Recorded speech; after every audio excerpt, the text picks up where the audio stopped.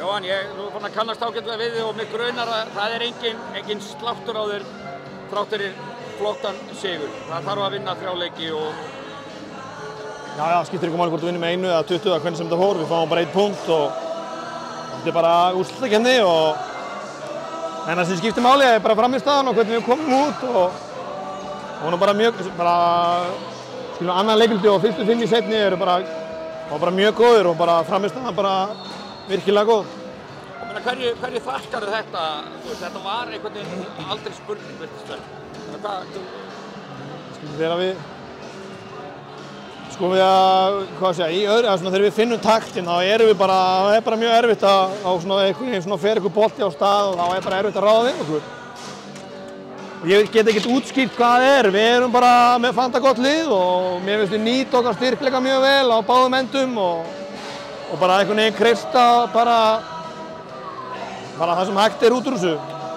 Alveg eins og ég þekki þig, þá þú nú fann að kannast ágætlega mig og þú veist að ég hef lítið sem ekkert vita á þessari íþrótt. Geturðu skýrt út fyrir mér og öðrum, þannig að þú eru hvað munnaði fyrir lokafjórðunginn? Allavega, þú veist, eftir 3 mínútur í fjórða var þetta komið í 25 stig. Og það er ekki nema einhverja tæpa 2 mínútur eftir þegar þú tekur loksins alla undan. Þarf ekkert að hvíla menn og svona skiptir það engu máli? Nei, ég meina stólarnir eru líka bara með risa lið. Þegar þeir fara að setja sína rindla inn á þá koma bara einhverja 8 stólar kanar og eitthvað skilur, þannig að það er bara þannig, þannig að... Já, þótt þú sért þetta mörgum stöðum yfir, þá er þetta ekkert búið, þú ert eldri en 2 mínútur. Já, algjörlega. Þú áttar þig bara á því. Já, skilur.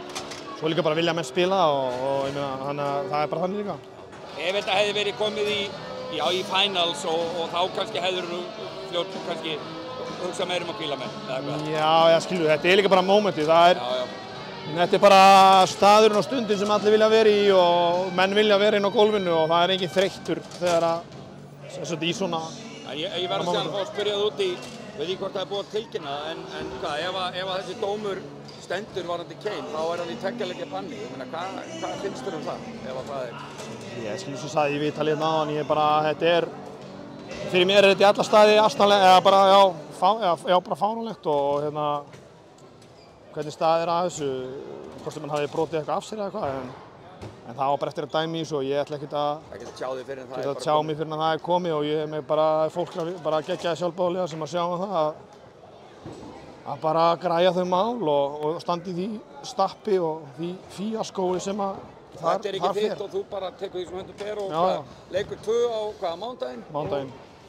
Og við erum væntanlega ekki komið þangað til þess að gera neitt annað en að bara halda áfram? Nei, við förum bara hvern leik til að vinna og ég hlakka bara til að fara norður sko. Það er bara að upplifa ég sagði viðtalið í dag, ég er búinn að sitja í sófanum núna í 2 ár og ég hlakka bara til að koma norður og upplifa þetta og hvernig svo sem skilum við hvort að Kane með hvað verður, við bara tökum því sem að verður og dílum við það þegar að því kemur. Frábært, til að mikið. Takk.